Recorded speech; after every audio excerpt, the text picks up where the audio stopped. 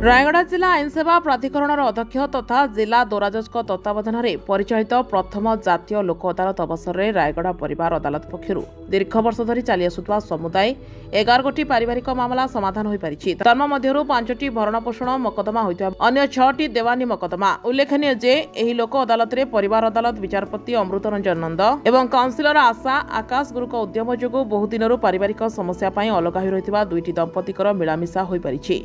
प्रकाश थाउ कि एही लोक अदालत रे बकेया भरणपोषण बाबदकू समुदाय 14,07,600 टंका विभिन्न आवेदनकारी अपर पक्ष ठारू पाइथिले। मो ना होची आशा आकाश गुरु, मो काउंसिलर फैमिली कोर्ट रायगड़ा कार्यरत। देखंतु आज आमर एई वर्षर प्रथम जातीय लोक अदालत अनुष्ठित होईची। एथिपाई आमर टोटाल 11टी केस फैसला होईची, तन्मध्यरु सिविल 6टा एवं क्रिमिनल 5टी। ए केस भितर आमर टोटाल 8टी केस एग्जीक्यूशन घटिची।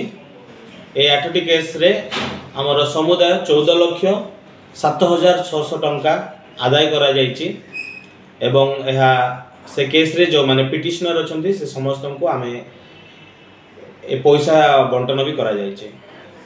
आ सबुठारु आजिर मुख्य विषय होची गोटे लेडी जे कि 3टी मकदमा फाइल करथिले एग्जीक्यूशन 3टी केस रो आज ही फैसला होईची।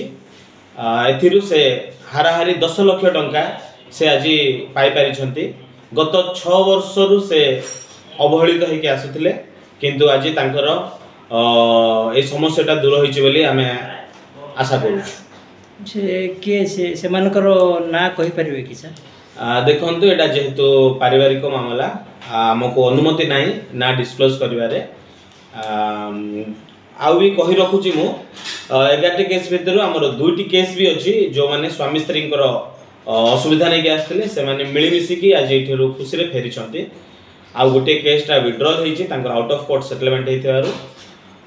आउ एई भाबरे समुदाय 14,07,600 टंकार रिकवरी होगी समस्त को बंटा जाइए।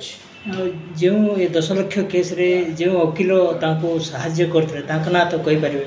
हां, हमर वाई मधुसूदन सर तांको चैम्बर ही एथिरे से माने से विक्टिम को सहयोग करथिले। आ सेमानकर भी अवदान बहुत भलो थिला। हम जज सरंकर